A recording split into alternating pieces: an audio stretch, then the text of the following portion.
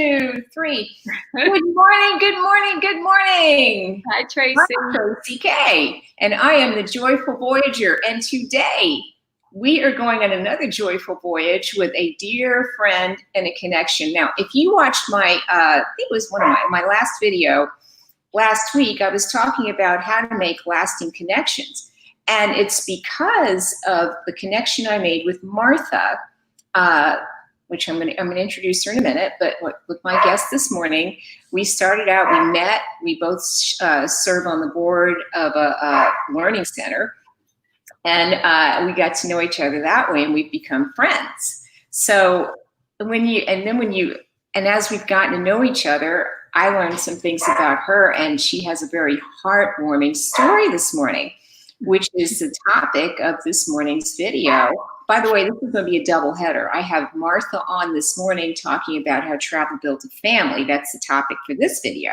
And then I have another travel topic dealing with kids and travel. So I have back-to-back videos today, so this is going to be fun. But anyway, Martha, my guest this morning is Martha Mason. She is a realtor in the Northern Virginia area, and she's fabulous. She takes care of her clients. You can see her banner down there. That's where you contact her. But I wanted her to talk this morning about a very special event in the life of her family. Martha, I'm going to let you talk about this now. So start to tell us the heartwarming story that made me go. Well, we have 3 biological children, and in 2003 or 4, we decided we wanted to grow our family through adoption. And we had friends who were adopting from China, and we researched. We really wanted to adopt internationally, and we did settle on China for a number of reasons. Mostly because of the efficiency of the program and the ease at that time of adopting. We chose an adoption agency, America World Adoption, in McLean, Virginia, to be our advocate and the people to facilitate the adoption. And we started the paperwork. It took about a year before we were matched with a little girl, which is who we decided we wanted to adopt. And then once we received her referral, they just email you a picture. And I remember the day. It was a fall day, and we were raking leaves out front, anticipating the arrival of. You get a FedEx package actually, and an email. So we were waiting for the FedEx guy, and he came, and it had all of our daughter's information in there, and her picture, and all of that. So that was the first time we laid eyes on our daughter. And then about 6 weeks later, we traveled to China, and that was in December of 2005. So we actually spent New Year's Eve in Beijing. That's where we fly into, and that's where you kind of adjust to the time change, and they do all the touristy things in Beijing. We saw the Great Wall. So how did you feel? I mean, now this was obviously a very emotionally big trip for you. Yeah. So I always talk about you're not traveling, you're making experiences. So when you go to Beijing, your heart was already full because you were about to lay eyes on your child. But right. How did you feel being in China? What was your feeling about seeing everything there? Yeah, so leading up to that point, we of course were doing lots of research and connecting with other adoptive families because we did travel in a group, and we decided to bring our 3 older children with us, who were 18, 13, and 8 years old at the time. So they all came with us as well. So yeah, we were just really soaking it all in. The Beijing was very, well, as you can imagine, China's very crowded, lots and lots of people. So that was something to get used to, and not a lot of personal space. Like people just kind of crowd in together, which is very different than what we're used to, I think.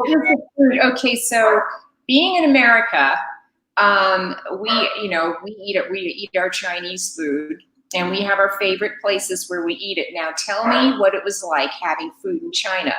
How different was it? So I think our favorite part of traveling to China, and we did end up going twice because we adopted 2 children about a year and a half apart. But in the hotels, they would have these amazing breakfast buffets where you would get authentic steamed buns and congee rice that you can add all kinds of different toppings and additions to. So that was probably our favorite part, but they also did take us to a traditional Peking duck restaurant. And with our second trip, well, and it was a little bit different in each of the provinces. Between the 2 trips, we ended up visiting 3 different provinces because of where our children were from. So we started in Beijing, which obviously is the capital, and got to see the Great Wall, a jade factory, a silk factory. What were some of the other things we saw? Oh, lots of different gardens. Yeah. What? Oh, the Forbidden City. Yeah, and Tiananmen Square. That was amazing. It's immense, isn't it? Did you sense the immensity of China? I mean, it was just. There's a lot of people there, obviously. Yes, and ancient history too, which I mean, the Great Wall is thousands of years old, and still standing. Yes, yeah, you can see it from the moon, right, or something from space. So, and we actually climbed the Great Wall and have some amazing pictures and memories from that. But yeah, that was all precursor to meeting our daughter, who we traveled to Guangzhou, China, which is in the south. And this was in the dead of winter. So in Beijing, we were freezing. Beijing's in the north. And then we did travel to Guangzhou, which is like Florida, kind of climate-wise. China is so big that it's like when you think of our country, it's cold in the northern states, and then you go to Florida and it's warm there. So it's sort of like the same kind of experience. Yeah, it really is. And it was about 3 or 4 hour plane ride to Guangzhou. And Guangzhou is very westernized. I think they get a lot of tourists. The American consulate's there, and that's where our daughter was from. So we didn't have to travel to another, but that's also where all the adoptive families end, is in Guangzhou, which is in the Guangdong province, because the American consulate is there, and that's where you get your child's visa to come to America. So now let's talk about something. So now you've been to Beijing, you traveled through, you've seen some different provinces, and you've arrived at the province that your daughter's from. Mm-hmm. So now tell me what happens. Obviously, you're coming up to when you see her for the first time. Yeah. So describe to me how you felt. You saw her picture, so already you were like, oh, that's my daughter. Yeah. What was it like to see her for the first time in person? So I'll tell you what the process is like, because we were with a group of about 10 families, I think, 10 or 12, who were adopting children from 2 different orphanages. So there were about 8 from my daughter's orphanage, and they came by bus because the town they came from was about 3 hours away.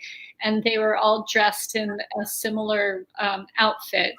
And so we were in one conference room, all the families who were waiting to adopt. And I have a video that I post to Facebook now and then about that day that we first were able to hold Ruth. And so, they just handed our children over to us alphabetically. So it was very emotional. I was very guarded that day. Like I didn't let the full impact of it hit me. You know, I was just kind of going through the motions, but it's captured in the video though. Lots of crying and everybody taking pictures and photos and videos, and our whole family. Yeah, it's a very touching moment to first receive.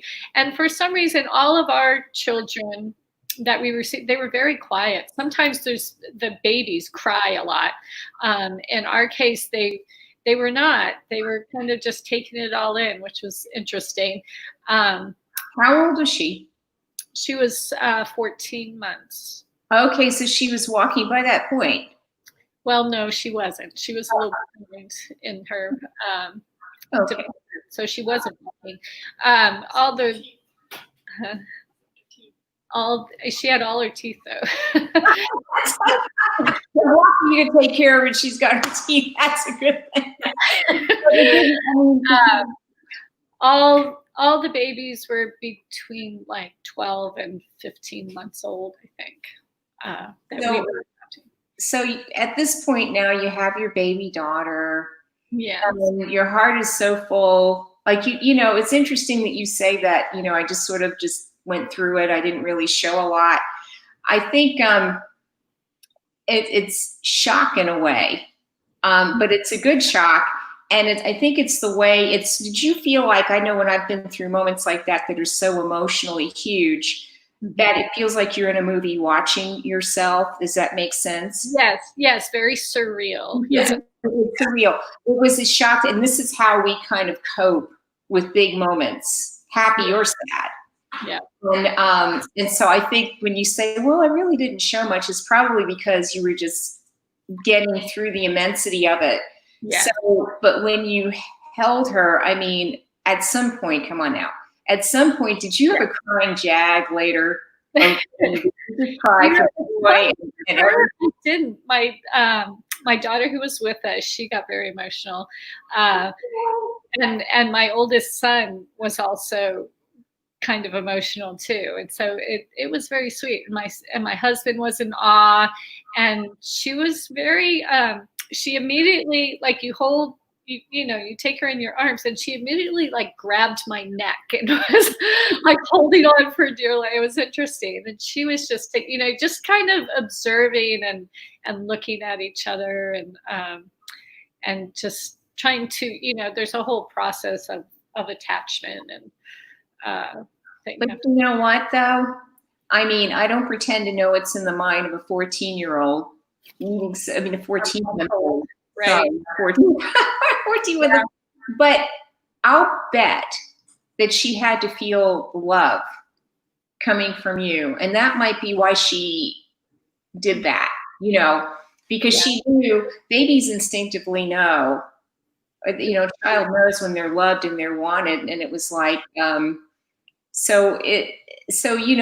of course had children, your own children prior to adopting, Right. but you probably felt that same immense love upon laying eyes on her for the first time. Yes, I really did. Yeah. That was amazing. Yeah. And there's just a lot of complexity in adoption and all of that. But yeah, I really, really did. Yeah. It was.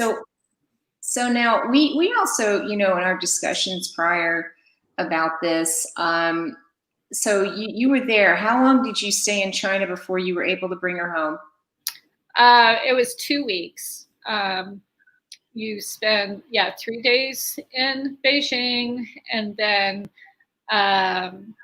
we were able to visit the orphanage where she came from. There was a day we did that.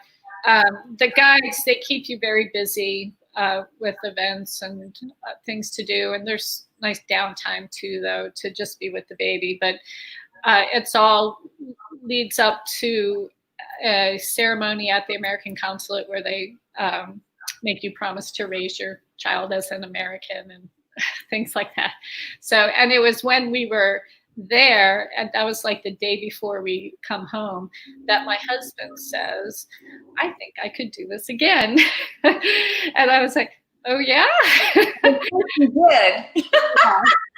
Yeah. So you've probably done this twice. Right. So we get home, and about 3 or 4 or 5 months later, we start the process to adopt again. And so we went back a second time, this time in the middle of summer, and we visited the province of Chengdu to adopt a 6-year-old boy. So he was a special needs waiting child. And it's a totally different process when you adopt that way. With our daughter, we were matched with her. With our son, we actually chose him from a list of waiting children. So so that was a totally different process. But the province of Chengdu was really a great experience. It's in the western part of China. It is the location of the Panda Research Center, which was very cool. We got to visit that. And it was just the cutest little bears. I mean, they just. So my son absolutely loves pandas. So he's always. When we first met him, we gave him a little stuffed panda that we had just picked up in the airport, but he still has it and has kind of a whole collection of stuffed pandas. Want to hear a funny story real quick about panda bears? Okay, so I had a panda bear when I was little. Yeah. And I had it for years. And one year, he got dirty because I was handling it and all that. So one year I was going off to summer camp, and I decided to give my panda bear a bath before I left. Yeah. He was dirty. His name was Teddy Bear Hamilton. That was his name. Cute. He wasn't Teddy Bear, but he was Teddy Bear. So I washed him, and we lived in New York at the time. So I put him, quite logically as a child, 7 or 8, I put him on the radiator that was blowing out cool air because he needed to dry. Didn't think anything of it, thought he'd be dry when I got home. I go to camp, I come home, and he's gone. Oh, no. And I'm like, what happened to Teddy Bear Hamilton? She says, well, he molded. Oh, no. You threw my bag. We put our teddy bears in the dryer and let them dry all the way. The dryer was in the apartment at the time. This is going way back. It was down a bit. I was just, kids, watch it. You have to try. So it wasn't until I turned 15, many years later, that I got one for Christmas one year. That is so cute. This was Teddy Bear Hamilton II. But anyway, back to your son. That was a funny story. Yeah. I was traumatized by losing my panda bear. I'm sure. Yeah. Isn't it funny now? Your son still has a panda bear. Yes, he still has them and has a collection of other ones too. So and now leading into that, let's talk about something else that I thought was really cool. Now, you went all the way to China and adopted 2 children. Mm-hmm. But you have done much to also keep your children's heritage alive. So let's talk a little bit about that, how you can enrich their life. Certainly, other adoptive families who have done more than we have, going as far as helping their children keep their Chinese language and doing much more culturally significant things. We've, I have a map of China in our living room, and they certainly know where they were born. And we tried to recognize Chinese New Year and the Autumn Moon Festival.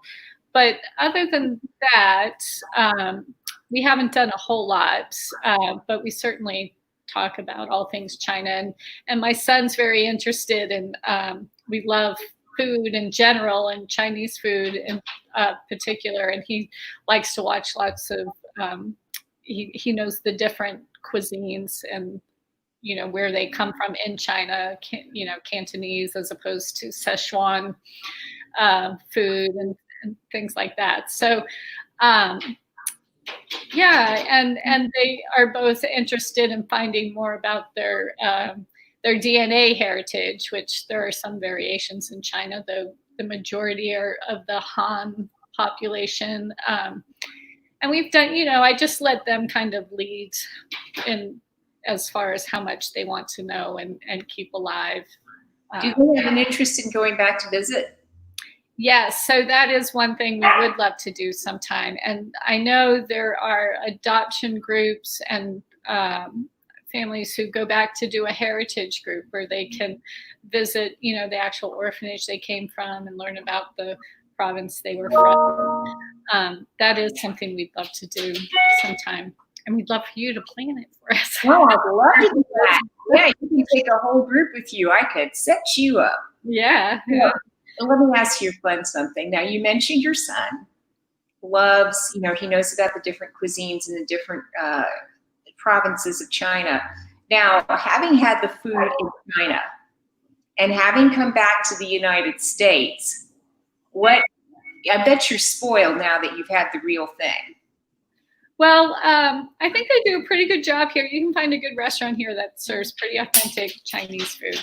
But one of the stories we love to tell, though, is my son was from the Sichuan province. Wow, Sichuan pepper. Yes, they're known for their very spicy food. And some of the things we did while we were in that province was eat they have kind of street vendors and so we would get meat on a stick that's dipped in this really spicy powder and stuff. But then one time we went to a restaurant. It was like a dumpling soup restaurant. And so we got the broth and it was very spicy. I mean, my husband was sweating.